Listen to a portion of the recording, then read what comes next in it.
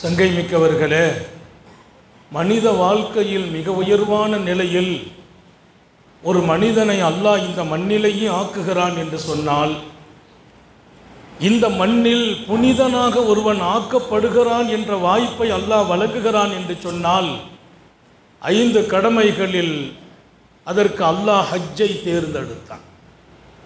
ஹஜ்ஜு வணக்கங்களில் மிக உயர்வான வணக்கம். சராசரி வணக்கமாக ஹஜ்ஜு அல்ல. ஹஜ்ஜு போன்று ஒரு வணக்கம் இல்லை. இஹ்ராமோடு நபி பெருமானார் டெண்டிலே இருக்கிறார்கள். குதிரையிலே வந்தார். மாணவியின் காலம். இஹ்ராம் ட்ரெஸ் அணிந்திருக்கிறார். அந்த குதிரை கொஞ்சம் அவரை தூக்கி கீழே போட, கீழே விழுந்தவரை அந்த குதிரை மீண்டும் ஒரு முறை காலை தூக்கி அடிக்க, அடுத்த கணம் அவர் அங்கே மரணிக்கிறார். சாந்த நபிகள் ஸல்லல்லாஹு அலைஹி வஸல்லம் சொன்ன வார்த்தை என்ன தெரியுமா?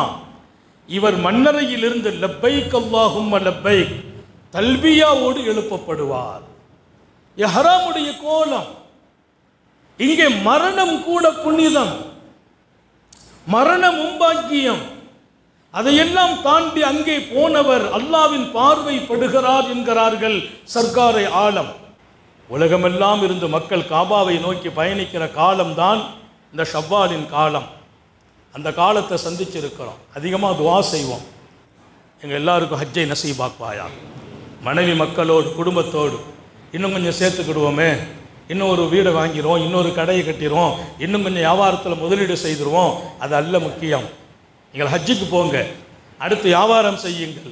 புனிதர்களாகவே உங்கள் வியாபாரத்தை நீங்கள் துவக்கிறீர்கள். பாவமற்றவர்களாக துவக்கிறீர்கள். பாவமற்றவர்களாக நான் துவங்கும் வியாபாரம் அது பரக்கத்துக்குரிய வியாபாரம். பாவமற்றவனாக என் பிள்ளையை நான் பெற்றெடுத்து வளர்த்தால் அந்த வளர்ப்பு அழகானது. பாவமற்றவனாக நான் வணங்கினால் அந்த வணக்கம் அங்கீகாரமானது.